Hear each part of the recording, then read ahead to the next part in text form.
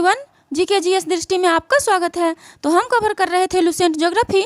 आज का टॉपिक है पृथ्वी का उष्मा बजट। यहाँ पे देखिए आज का क्या टॉपिक है, पृथ्वी का उष्मा बजट।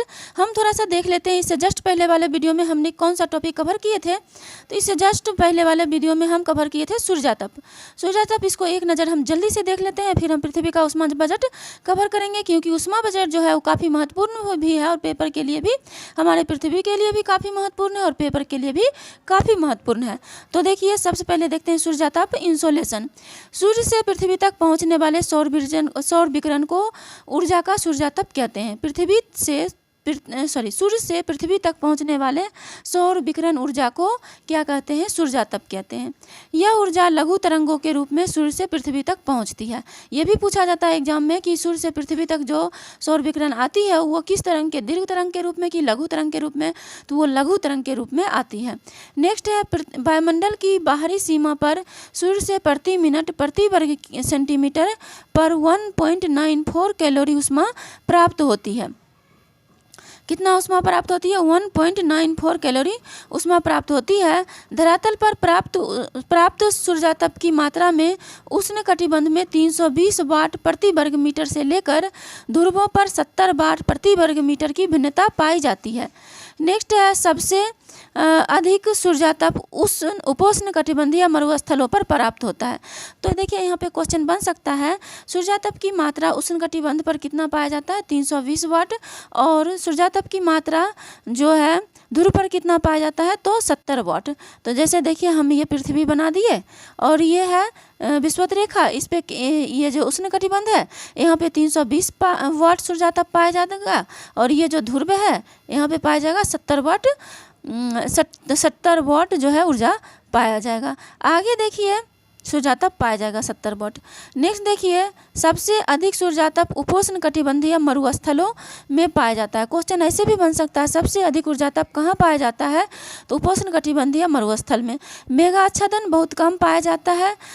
अब देखिए क्योंकि वहाँ पे ऐसा क्यों होता है, क्योंकि वहाँ मेघाच्छादन बहुत कम पाया जाता है। सामान्यतः एक ही अक्षांश पर स्थित महाद्वीप भाग पर अधिक और महासागरीय भाग में अपेक्षाकृत कम मात्रा में सूर्यातप प्राप्त होता है। देखिए एक ही अक्षांश पे स्थित है, जैसे ये पृथ्वी है, यहाँ पे धरती है और ये धरती है और ये महासागर है, ये दोनों एक ही अक्षांश पर है, लेकिन ये धरती पर ज़्यादा सूर्यातप की प्राप्ति होती है और महासागर पे कम सूर्यातप की प्राप्ति होती है। नेक्स्ट देखिए है कि पृथ्वी जो है, पृथ्वी का अक्ष सूर्य के चारों ओर परिक्रमण की समतल कक्षा से 66.5 डिग्री का कोण बनाता है, जो विभिन्न अक्षांशों पर प्राप्त होने वाले सूर्यातप की मात्रा को बहुत प्रभावित करता है। नेक्स्ट क्या है? किसी भी सतह को प्राप्त होने वाली, यहाँ देखिए किसी भी सतह को प्राप्त होने वाली सूर्यातप की मात्रा एवं उसी सतह से परावर्तित की जाने वाली सूर्यातप की मात्रा के बीच का अनुपात एल्बिडो कहलाता है। क्या है? किसी भी सतह को प्राप्त होने वाली सूर्यातप की मात्रा एवं उसी सतह से प्राप्त की जाने वाली सूर्यातप की मात्रा के बीच का अनुपात क्या कहलाता है? एल्बिडो कहलाता है। सौर विकिरण का यह परावर्तन लघु तरंगों में ही होता है। सौर विकिरण का यह परावर्तन किस में होता है? लघु तरंगों में ही होता है। नेक्स्ट देखिए कह रहा है वायुमंडल की बाह्य सीमा पर, यहाँ देखिए वायुमंडल की बाह्य सीमा पर प्राप्त होने वाले सौर विकिरण का लगभग 32% भाग बादलों की सतह से परावर्तित तथा धूल कणों से प्रकीर्णित होकर अंतरिक्ष में लौट जाता है। तो देखिए जैसे ये पृथ्वी है, यहाँ बादल है, 32% भाग जो बादल और यहाँ धूल कण से परावर्तित होकर कहाँ लौट जाता है? अंतरिक्ष में लौट जाता है। सूर्यातप का लगभग 2% भाग धरातल से परावर्तित होकर अंतरिक्ष में वापस चला जाता है। टोटल कितना प्रतिशत वापस गया? 32% ये और 2% धरातल से लौटा, तो यानी 34% जो है वो लौटकर वापस चला जाता है। इसलिए यहाँ पर कह रहा है इस प्रकार सौर विकिरण का 34% भाग धरातल को गर्म करने के काम में नहीं आता। पूर्ण मेघाच्छादन के समय सूर्य के प्रकाश में कमी का मूल कारण परावर्तन होता है, न कि अवशोषण। यहाँ पे कह रहा है कि पूर्ण आच्छादन के समय सूर्य के प्रकाश में कमी का मूल कारण क्या होता है? परावर्तन होता है, न कि अवशोषण। नेक्स्ट देखिए है, पृथ्वी सौरिक विकिरण द्वारा प्रसारित ऊर्जा का 51% भाग और वायुमंडल सौरिक ऊर्जा का केवल 14% भाग ही ग्रहण कर पाता है। ये भी ध्यान रखना, पृथ्वी 51%, वायु 14%, टोटल कितना हो गया? तो ये हो जाएगा टोटल 65% जो है, 50, 10, 60 और 5, 65% जो है ये टोटल जो है ग्रहण कर पाता है। नेक्स्ट देखिए, वायुमंडल गर्म तथा ठंडा होने में निम्न विधियों से होता है। वायुमंडल कैसे गर्म होता है और कैसे ठंडा होता है, तो इसके लिए निम्नलिखित विधि है, उसको हम देख लेते हैं। इसे हम साइंस में भी पढ़े हैं। सबसे पहले देखिए कंडक्शन, चालन। जब असमान ताप वाली दो वस्तुएं एक दूसरे से संपर्क में आती है तो अधिक तापमान वाली वस्तु से कम तापमान वाली वस्तु की ओर ऊष्मा प्रवाहित होती है। ऊष्मा का यह प्रवाह तब तक चलता रहता है जब तक दोनों वस्तुओं का तापमान एक जैसा ही ना हो जाए। वायु ऊष्मा का कुचालक है। वायु क्या है? ऊष्मा का कुचालक है। यहाँ पे देखिए, वायु ऊष्मा का कुचालक है। अतः चालन प्रक्रिया वायुमंडल को गर्म करने के लिए सबसे कम महत्वपूर्ण है। चालन प्रक्रिया जो है वो वायुमंडल को गर्म करने के लिए सबसे कम महत्वपूर्ण है। वायुमंडल की निचली परतों को गर्म करने में चालन महत्वपूर्ण है। वायुमंडल की निचली परतों को गर्म करने में कौन महत्वपूर्ण है? चालन बहुत महत्वपूर्ण है। नेक्स्ट देखिए, संवहन, कन्वेक्शन। संवहन क्या है? संवहन, कन्वेक्शन। पृथ्वी के संपर्क में आई वायु गर्म होकर धाराओं के रूप में लंबवत उठती है और वायुमंडल में तापमान का संचरण करती है। वायुमंडल में लगभग तापमान का यह प्रक्रिया संवहन कहलाती है। वायुमंडल में तापमान का यह प्रक्रिया क्या कहलाती है? संवहन कहलाती है। जब वायुमंडल की निचली परत भौमिक विकिरण अथवा संचालन से गर्म हो जाती है तो उसकी वायु फैलती है। जब वायुमंडल की निचली परत भौमिक विकिरण अथवा संचालन से गर्म हो जाती है तो उसकी वायु फैलती है, जिससे उसका घनत्व कम हो जाता है। घनत्व कम होने से वह हल्की हो जाती है और ऊपर को उठती है। इस प्रकार यह वायु निचली परतों की ऊष्मा को ऊपर ले जाती है। इस प्रकार यह वायु निचली परतों की ऊष्मा को ऊपर ले जाती है। ऊपर की ठंडी वायु उसका स्थान लेने के लिए नीचे आती है और ऊपर की ठंडी वायु जो है वो उसका स्थान के लेने के लिए क्या होता है? नीचे आती है और कुछ देर बाद भी गर्म हो जाती है। इस प्रकार संवहन प्रक्रिया द्वारा वायुमंडल क्रमशः नीचे से ऊपर गर्म होता रहता है। वायुमंडल के गर्म होने में यह मुख्य भूमिका निभाता है। नेक्स्ट देखिए है, संवहन द्वारा ऊर्जा का हस्तांतरण केवल क्षोभ मंडल तक सीमित है। संवहन द्वारा ऊर्जा का हस्तांतरण केवल क्षोभ मंडल तक ही सीमित। नेक्स्ट देखिए क्या है, नोट में दिया हुआ है कि संवहन द्वारा ऊष्मा का संचरण, यहाँ पे देखिए, संवहन द्वारा ऊष्मा का संचरण केवल गैसीय एवं तरल पदार्थों में होता है क्योंकि उनके अणुओं के बीच का बंधन कमजोर होता है। यह प्रक्रिया ठोस पदार्थों में नहीं होता है। आगे देखिए है विकिरण। विकिरण क्या होता है? विकिरण देखिए, विकिरण रेडिएशन, किसी पदार्थ को ऊष्मा तरंगों के संचार द्वारा सीधे गर्म करने को विकिरण कहते हैं। उदाहरणतया सूर्य से प्राप्त होने वाली किरणों से पृथ्वी तथा उसके वायुमंडल का गर्म होना पृथ्वी द्वारा प्राप्त प्रवेशी सौर विकिरण जो लघु तरंगों के रूप में होता है, पृथ्वी के सतह को गर्म करता है। पृथ्वी स्वयं, यहाँ पे देखिए, पृथ्वी स्वयं गर्म होने के बाद एक विकिरण पिंड बन जाती है और वायुमंडल में दीर्घ तरंगों के रूप में ऊर्जा का विकिरण करने लगती है।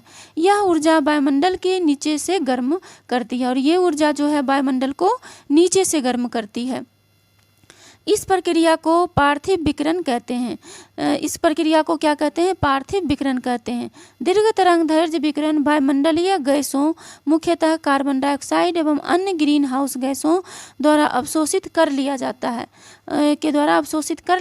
है। इस प्रकार वायुमंडल, यहाँ पे देखिए, इस प्रकार वायुमंडल पार्थिव विकिरण द्वारा अप्रत्यक्ष रूप से गर्म होता है, न कि सीधे सूर्यातप से। नेक्स्ट देखिए अभिवहन, जिसको कहते हैं इंग्लिश में एडवेक्शन। वायु के क्षैतिज संचलन से होने वाला ताप का हस्तांतरण अभिवहन कहलाता है। किस संचलन से?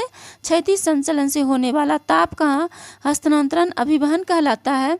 नेक्स्ट है लंबवत संचलन की। यहाँ देखिए, लंबवत संचलन की अपेक्षा वायु का क्षैतिज संचलन सापेक्षिक रूप से अधिक महत्वपूर्ण होता है। मध्य अक्षांशों में दैनिक मौसम में आने वाली भिन्नताएं केवल अभिवहन के कारण होती है। आगे है गर्म वायु राशियाँ जब ठंडे इलाकों में जाती है तो उन्हें गर्म कर देती है। इससे उष्मा का संचार निम्न अक्षांशीय क्षेत्रों से उच्च अक्षांशीय क्षेत्रों तक भी होता है। वायु द्वारा संचालित समुद्री धाराएं भी उष्ण कटिबंधों से ध्रुवीय क्षेत्रों में उष्मा का संचार करती है। नेक्स्ट है, नोट में दिया हुआ है, इसको याद रखना है। उष्ण कटिबंधीय प्रदेशों में विशेषतः उत्तरी भाग में गर्मियों में चलने वाली स्थानीय पवन लू अभिवहन का ही परिमाण है। नेक्स्ट देखिए पृथ्वी का उष्मा बजट। तो हम पहले वाला रिवीजन कर लिए, अब हम देखेंगे उष्मा बजट काफ़ी हमारे पृथ्वी के लिए महत्वपूर्ण है और एग्जाम पॉइंट ऑफ व्यू से भी महत्वपूर्ण है। यहाँ तक कि यूपीएससी में से रिलेटेड क्वेश्चन आया है। तो देखिए क्या है, कह रहा है कि मान लें वायुमंडल की ऊपरी सतह पर प्राप्त सूर्यातप 100 इकाई है। इन 100 इकाई में 35 इकाइयाँ पृथ्वी के धरातल पर पहुँचने से पहले ही अंतरिक्ष में परावर्तित हो जाती है। सौर विकिरण की इस परावर्तित मात्रा को पृथ्वी का एल्बिडो कहते हैं। किसको कहते हैं? सौर विकिरण की इस परावर्तित मात्रा को पृथ्वी का एल्बिडो कहते हैं। नेक्स्ट है प्रथम 35 इकाइयों को छोड़कर बाकी 65 इकाइयाँ अवशोषित होती है। 14 वायुमंडल में तथा 51 पृथ्वी के धरातल द्वारा। कितना? 14 वायुमंडल से अवशोषित हो जाता है और 51 पृथ्वी के धरातल द्वारा। पृथ्वी द्वारा अवशोषित 51 इकाइयाँ पुनः पार्थिव विकिरण के रूप में लौटा दी जाती है। इसमें से 17 इकाइयाँ तो सीधे अंतरिक्ष में चली जाती है और 34 इकाइयाँ वायुमंडल द्वारा अवशोषित होती है। 34 इकाइयाँ वायुमंडल द्वारा अवशोषित हो जाती है। 6 इकाइयाँ स्वयं वायुमंडल द्वारा, 9 इकाइयाँ संवहन के जरिए और 19 इकाइयाँ संघनन की गुप्त उष्मा के रूप में। वायुमंडल द्वारा 48 इकाइयों का अवशोषण होता है। इनमें 14 इकाइयों सूर्यातप की और 34 इकाइयाँ पार्थिव विकिरण की होती है। नेक्स्ट देखिए है वायुमंडल विकिरण द्वारा इनको भी अंतरिक्ष में वापस लौटा देता है। अतः पृथ्वी के धरातल तथा वायुमंडल से अंतरिक्ष में वापस लौटने वाली विकिरण की इकाइयाँ क्रमशः 17 और 48 है, जिनका योग 65 होता है। वापस लौटाने वाली ये इकाइयाँ उन 65 इकाइयों का संतुलन कर देती है जो कह रहा है यहाँ पे देखिए वापस लौटाने वाली ये इकाइयाँ उन 65 इकाइयों का संतुलन कर देती है जो सूर्य से प्राप्त होती है। यही पृथ्वी का उष्मा बजट अथवा उष्मा संतुलन है। तो हम समझ लिए पृथ्वी का उष्मा बजट या उष्मा संतुलन क्या है। नेक्स्ट देखिए तापमान के बारे में यानी टेम्परेचर के बारे में देखते हैं। कह रहा है कि वायुमंडल एवं भूपृष्ठ के साथ सूर्यातप की अन्योन क्रिया द्वारा जनित उष्मा तापमान के रूप में मापा जाता है। जब उष्मा किसी पदार्थ कणों के अणुओं की गति को दर्शाती है, वही तापमान किसी पदार्थ या स्थान के गर्म या ठंडा होने का डिग्री में माप है। किसी स्थान के गर्म या ठंडा होने का डिग्री में क्या है? माप है, ताप। आगे है किसी भी स्थान पर वायु का तापमान निम्नलिखित कारकों द्वारा प्रभावित होती है। अब किसी निम्नलिखित तापमान जो है निम्नलिखित कारकों द्वारा प्रभावित होती है, वो हम देख लेते हैं किन किन कारकों द्वारा तापमान प्रभावित होती है। उस स्थान का अक्षांश रेखा के द्वारा, समुद्र तल से उस स्थान की उत्तुंगता के द्वारा, समुद्र से उसकी दूरी के द्वारा, वायु संहति का परिसंचरण के द्वारा, कोसन तथा ठंडी महासागरीय धाराओं की उपस्थिति के द्वारा और स्थानीय कारक भी हैं।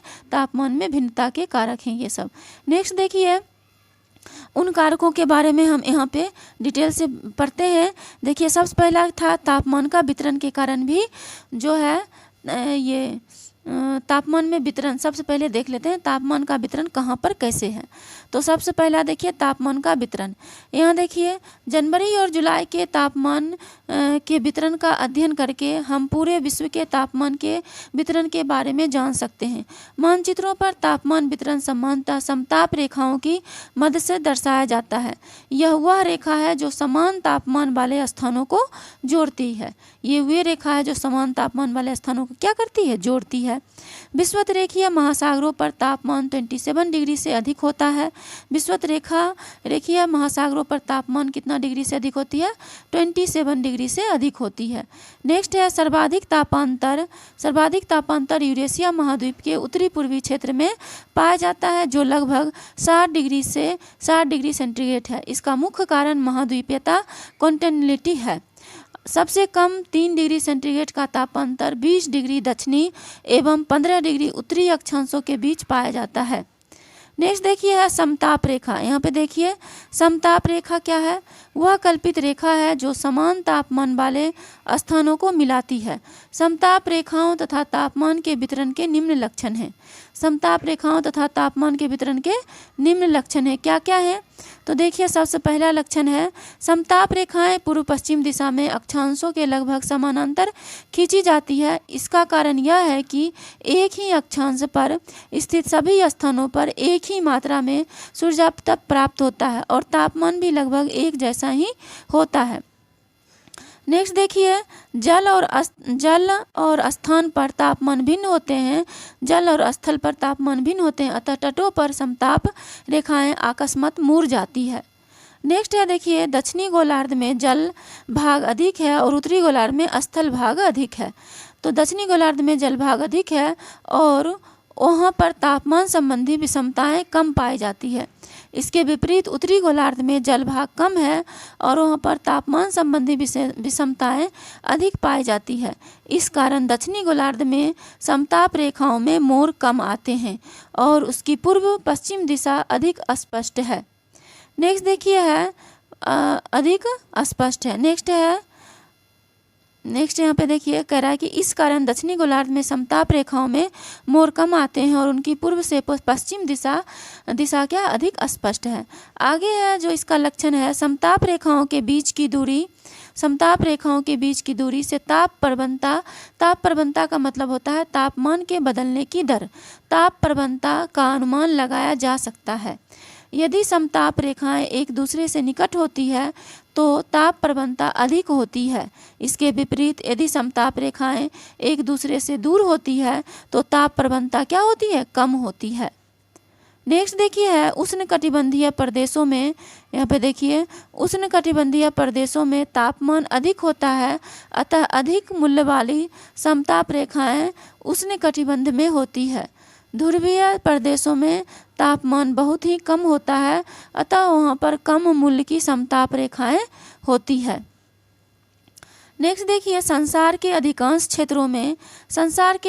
क्षेत्रों के लिए जनवरी एवं जुलाई के महीने में न्यूनतम अथवा अधिकतम तापमान पाया जाता है। यही कारण है कि तापमान विश्लेषण के लिए बहुधा इन्हीं 2 महीनों को चुना जाता है। आगे है तापांतर रेंज ऑफ टेम्परेचर। तापांतर यानी रेंज ऑफ टेम्परेचर। अधिकतम ताप तथा न्यूनतम तापमान के अंतर को तापांतर कहते हैं। यह 2 प्रकार का होता है। दैनिक तापांतर, किसी स्थान पर किसी एक दिन के अधिकतम तथा न्यूनतम तापमान के अंतर को वहाँ का दैनिक तापांतर कहते हैं। ताप में आए इस अंतर को ताप परिसर कहते हैं। नेक्स्ट देखिए क्या है वार्षिक तापांतर। अब हम समझ लेते हैं वार्षिक तापांतर क्या है। जिस प्रकार दिन तथा रात के तापमान में अंतर होता है उसी प्रकार ग्रीष्म तथा शीत ऋतु के तापमान में भी अंतर होता है। अतः किसी स्थान के सबसे गर्म तथा सबसे ठंडे महीने के मध्यमान तापमान के अंतर को वार्षिक तापांतर कहते हैं। विश्व में सबसे अधिक वार्षिक तापांतर 65, यहाँ पे देखिए विश्व में सबसे अधिक वार्षिक तापांतर 65.5 डिग्री सेंटीग्रेड साइबेरिया में स्थित बरखोयांग्स नामक स्थान का है। नेक्स्ट देखिए किसी भी स्थान विशेष के औसत तापक्रम तथा उनके अक्षांश के औसत तापक्रम के अंतर को विसंगति कहते हैं। नेक्स्ट टॉपिक है वायुमंडलीय दाब, पवन एवं वायुराशियाँ। वायुमंडलीय दाब, पवन एवं वायुराशियाँ को हम नेक्स्ट वीडियो में कवर करेंगे। ये भी टॉपिक जो है काफ़ी कॉन्सेप्चुअल है, इसलिए हम इसको नेक्स्ट वीडियो में कवर करेंगे। आज के लिए इतना ही, जल्दी मिलते हैं नेक्स्ट वीडियो में। Thank you for watching.